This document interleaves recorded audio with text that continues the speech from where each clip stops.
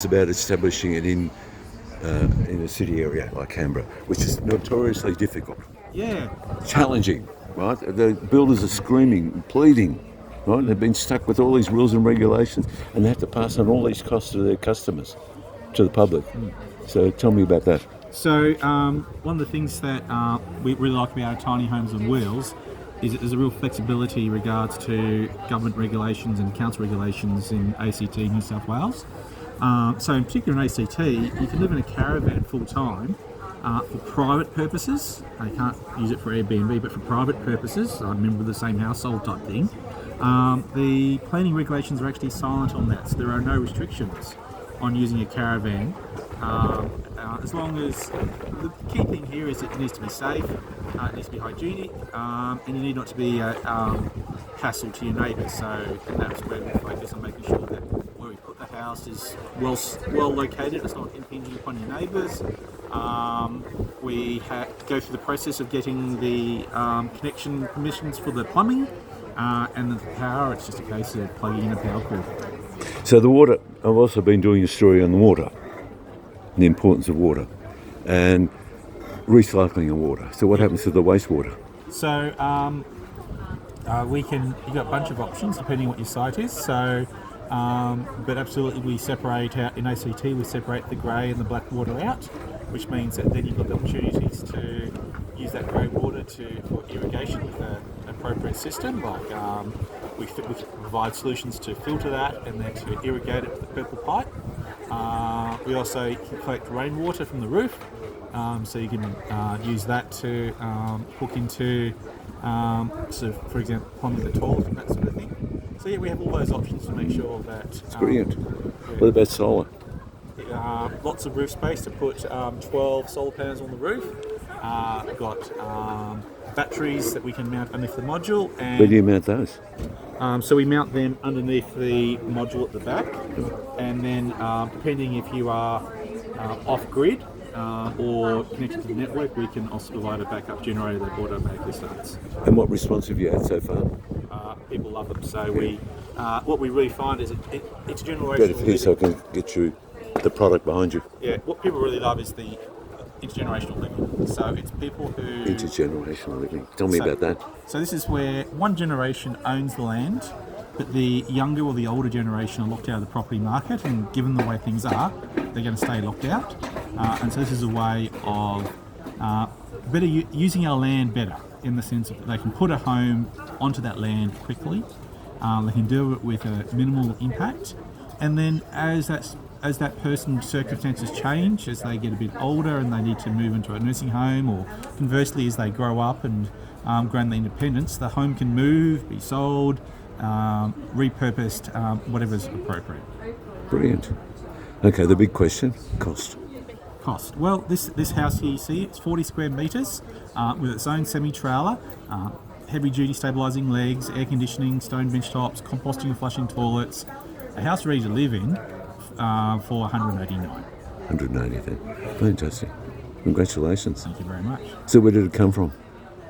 Where, the idea or the house? Yeah, well, the idea and the concept, we're talking about AI, but really it's about HI. Yeah. What HI is? Human intelligence? Yeah, tell me about it. This was my own personal experience. So I'd had a 28-year career in Navy, and I was getting to the point of going, enough's enough.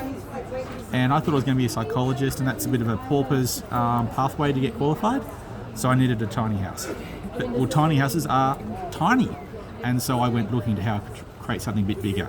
And that's where I discovered, delved into the regulations, delved into the engineering, and this is where we were able to create something that's 40 square metres, extra large, but still on wheels, still a caravan, best of both worlds.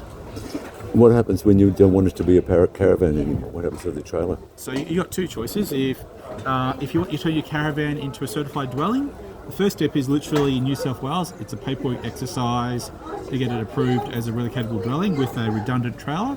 Conversely, if you want to get rid of the trailer or buy your trailer back, we get a crane, we lift it up, pull the trailer out, lower it down, put it onto stumps. Beautiful. That's it. And what response have you had from the government? So we're actually working really closely with some of the councils, and the government see some really great opportunities here as well. But I think I might actually have to go now. Yep. Okay. So I've got your permission to use this on YouTube. Yes, you do. Okay. And if I could give you a card, I'd appreciate that. I'll just grab Yep. it over here. Yep. Because I'm also. My permission to use this as long as that you send me an email first. Yep. With what you're going to publish. Yep. So I know what you're doing. Yep. And it's okay if I take this to government? What do you mean by that? Well, I'm trying to get the government to talk. They called out a plan, a call to discuss planning in Canberra. I'd happily join you for that conversation. Yep. Okay. Well, you are there, Yeah. joining in the I'd conversation. actually like to come They back. actually don't talk to me. Yeah. They made a call, but they don't. They're too busy. Everyone's too busy. So the idea is I put it onto YouTube, and at their own time, they can look at it. Yeah. Perfect. Okay? Because we're living in a 10-second world, Yeah. and they must be 3 seconds. Yeah. I don't know what you are, but you obviously got people queued. Yeah. See you later. Thank you very much. Thanks for the courage to talk. Oh, always happy to. You did. So where are we? That was brilliant. So where were we going? You got a voice? Canoli, get it here. Thank you very much. And when's the Papa You gonna buy Canoli? one of those? No. When's the Papa Canoli coming? He's due in tomorrow night. Tomorrow night. Yeah, I've got some stuff I'll give it to you. Well, I was very taken with that. I think it's a great idea. I told them that I think they'd be handy. Good for a backyard sort of granny flat sort of idea. Yeah. Thank you.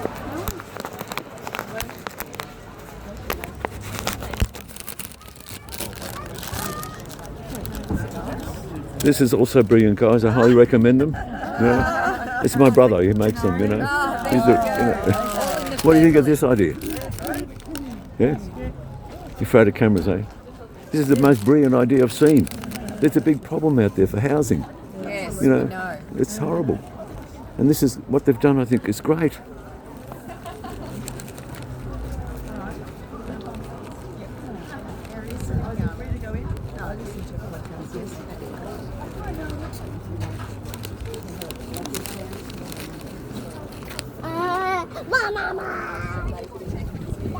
I think realistically, the time for the would be about like 27.